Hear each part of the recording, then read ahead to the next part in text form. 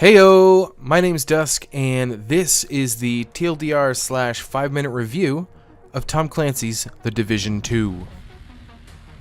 I'm recording this on the new mic that I got, the Audio-Technica AT2020, putting it through a Scarlett 212 mixer, so we'll see how it sounds.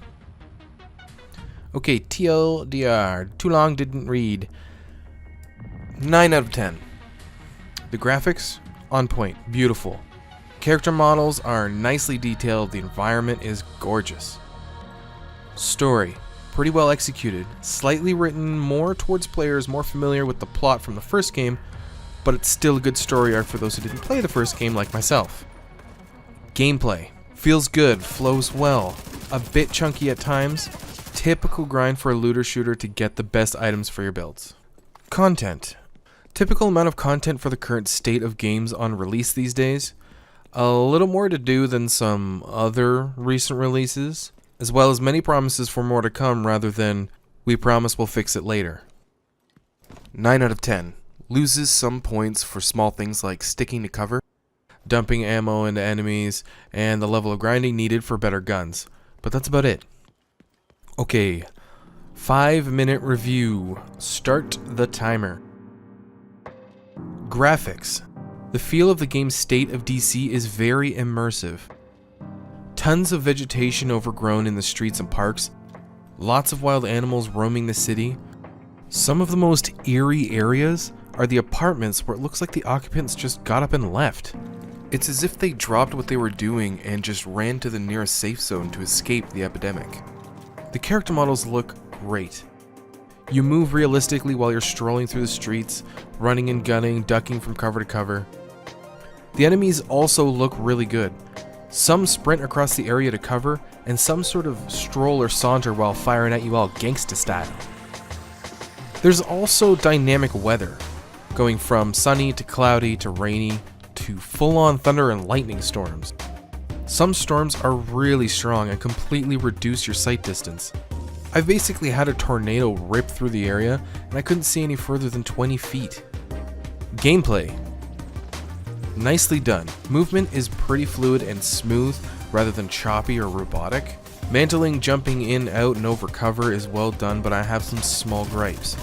You can get hung up on trash piles or barriers or little fences, something small that you think you could just step or hop over, but no. You just kind of stop dead and stare off into the distance. Jumping down from a small ledge puts you into an animation that feels like it takes hours to do when you're in combat getting shot at. The cover system is well implemented except for trying to step away from cover while aiming down sights. It sometimes feels like you're magnetically stuck to the cover and have to turn just the right way to get away from it. Also, stronger enemies are bullet sponges. From what I've heard, read, or watched gameplay back in the day, Division 1 had the same problem. Some enemies, even with a great damage build, take a lot of ammo to go down. But I mean, you can't have an RPG looter shooter without tougher enemies, otherwise there's no challenge, and most people don't want to be spoon-fed loot. Speaking of loot, there's quite a grind for the better items. It takes a lot of time to get the gear and weapons you want with the perks and rolls you want. It takes some commitment. You can play this game semi-casually and still get some high-quality items with great rolls and put up some impressive damage numbers. Content. Division 2 has a decent amount of content at launch and is projected to have regular updates as well as annual pass expansions and in-game events.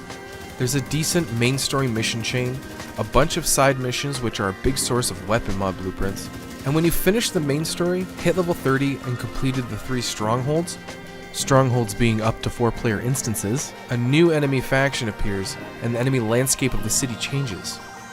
Factions move around and a bunch of new enemies are introduced. You can start to upgrade your world tier, which increases difficulty and loot quality. As of the date of this recording, the first raid is due to release April 25th. A raid is where 8 players team up, take on a big stronghold with tons of enemies, and hopefully, tons of loot. Multiplayer. If you're tired of wandering Washington by yourself, there are regular calls from other players to join up for missions, or strongholds, or just free roam. You can also call for assistance in just about any activity. Also, there are a few skills that allow you to take on roles as a party.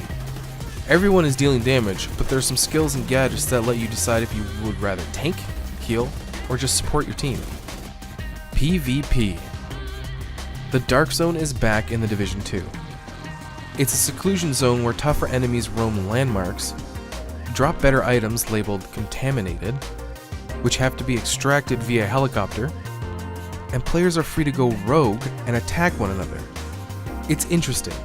You can be a good guy, mind your own business, help other players kill enemies, but at any time, they can go rogue and turn on you. Especially if they can see that yellow bag on your backpack, which means you're carrying contaminated gear. There's lots of people who seem to be roaming in groups either as rogue baddies or a squad of good guys. So, solo play in the Dark Zone is kinda tough. There's also a PvP matchmaking mode called Conflict, where teams of 4 face off in either Team Deathmatch called Skirmish, or Domination, which is a point-based control mode. PvP is both fun and tough. You run into players with crazy good gear and really awesome builds, and they just destroy you. But you also face teams of similarly geared players and have some fun, equally matched games.